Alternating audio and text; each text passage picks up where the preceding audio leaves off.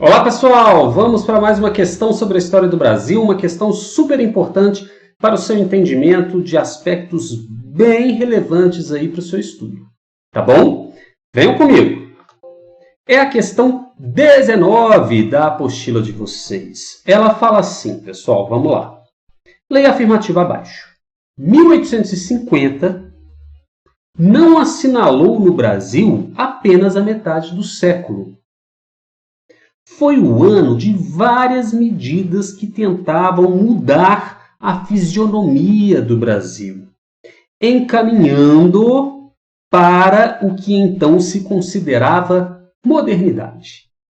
Ou seja, o Boris Fausto aí está dizendo no seu famoso livro História do Brasil, é um livro inclusive para o ensino médio, ele está abordando a ideia de que essa data, 1850, não foi apenas a metade do século. Normalmente comemora, né, a virada do século, a metade do século. Essas datas assim, a gente coloca certas comemorações, algumas superstições às vezes, né?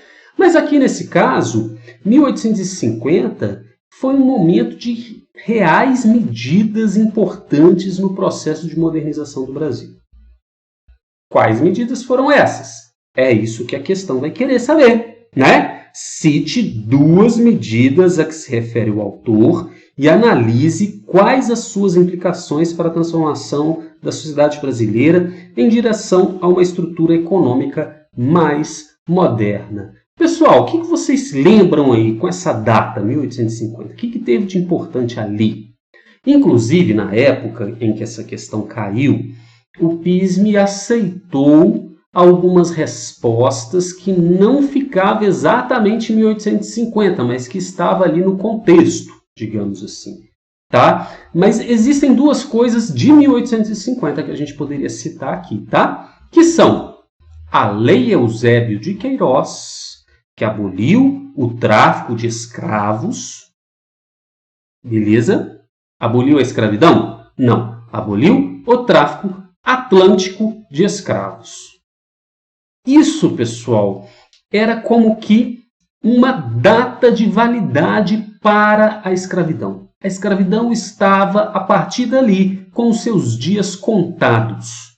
A Lei Eusébio de Queiroz marcava claramente para qualquer um bom entendedor que mais dia menos dia a escravidão iria acabar no Brasil.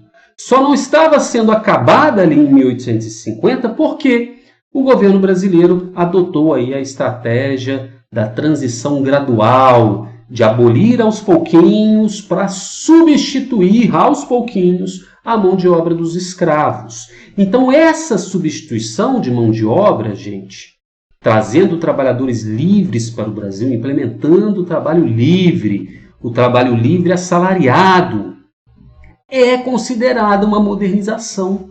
Por quê? O que havia de padrão econômico moderno nessa época, gente? O capitalismo. E o capitalismo funciona a partir da mão de obra livre assalariada. Certo?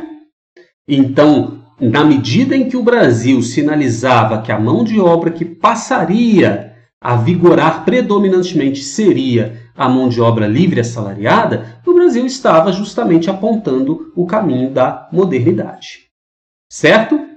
Por outro lado, foi criada a Lei de Terras, que também tinha por finalidade criar uma massa de trabalhadores livres, assalariados e baratos, sobretudo.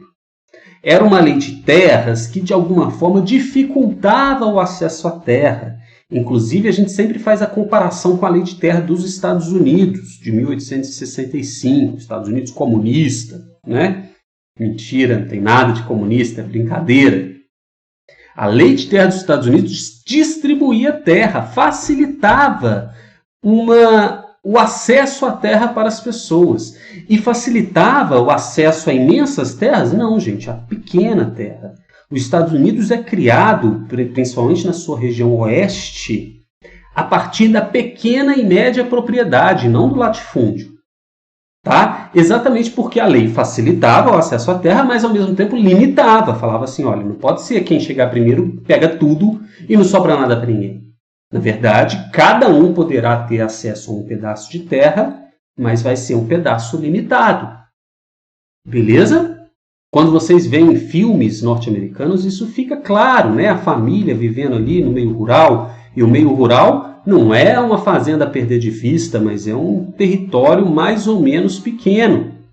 Tem lá um celeiro, tem lá algumas ferramentas, um trator, né? Assim que a gente vê nos filmes americanos. Mas não é aquela fazenda a perder de vista de milhares e milhares de hectares, como acontece no Brasil. Ok? Bom, seja como for, a nossa lei de terras dificultou o acesso à terra, para justamente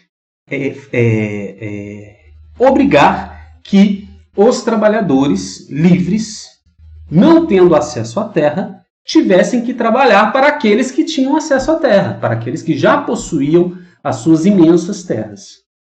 Tá bom? Não somente, a lei de terras estabeleceu que quem possuía a posse da terra até aquele momento, fosse por uma doação antiga ou fosse por uma ocupação antiga, essas terras seriam concedidas às pessoas a título de propriedade, não seria mais a posse. Até então só existia posse da terra e não propriedade da terra. Qual que é a diferença? A diferença é que a propriedade da terra você vende, você doa, né? A propriedade da terra é realmente um bem seu, não é um bem do Brasil, não é um bem do Estado, é um bem seu, que você pode monetarizar, você pode revender a um certo valor. Já a posse não é assim que funciona. Tá? A posse, você pode morar eternamente ali, se bobear. Mas não pode tornar aquela terra um bem capitalista em que você vai vender e comprar. Ok? Então a lei de terras, ao estabelecer a propriedade da terra para aqueles que já a possuíam e para aquelas terras que o Estado iria vender a partir de então, ao fazer isso, eles estavam tornando a estrutura da terra no Brasil um mercado capitalista, portanto, uma estrutura mais moderna. Beleza? Vamos responder tudo isso aí? Difícil, né? Embaralhou bastante, mas vamos lá. Vamos colocar assim, ó, cite duas medidas. Duas medidas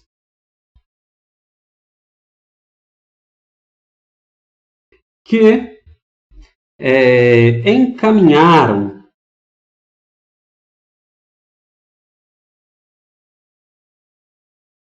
a economia brasileira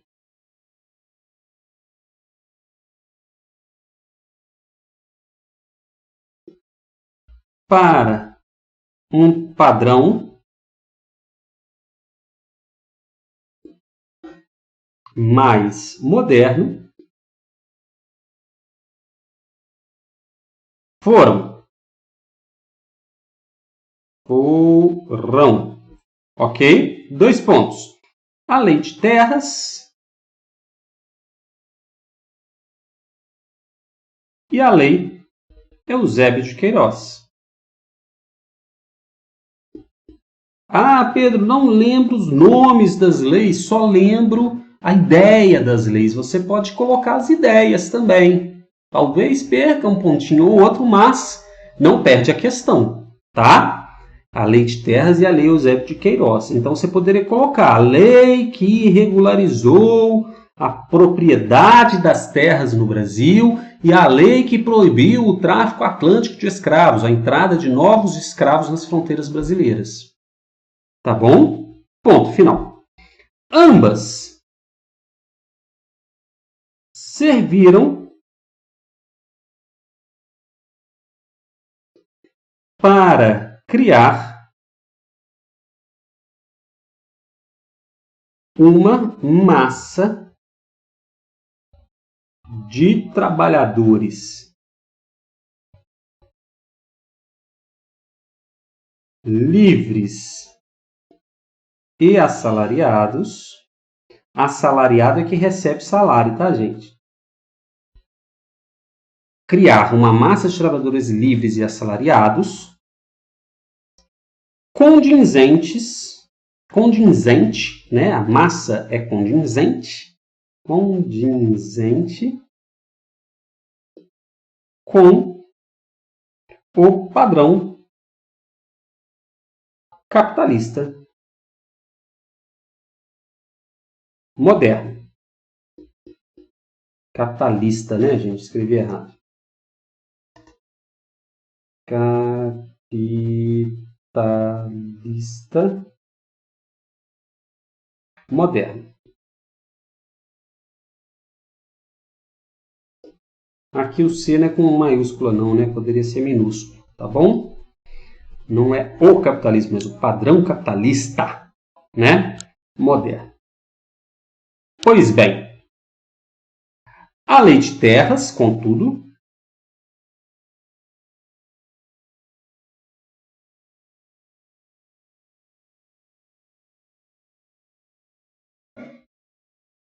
modernizou a própria estrutura de posse e propriedade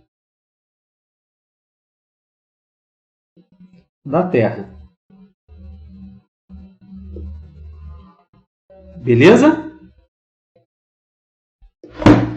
Não tenho espaço de explicar mais, mas eu acho que a resposta foi suficiente, né? Se tivéssemos mais espaço, poderíamos colocar que modernizou a própria estrutura de posse e propriedade da terra, na medida em que a lei de terras colocou que terras só poderiam ser adquiridas no Brasil a partir da compra e venda, e não mais a posse, a doação, como acontecia no passado. Tá bom? Beleza? Galerinha, ficamos por aqui nesta questão. Eu volto aí respondendo mais questões depois. Espero vocês lá.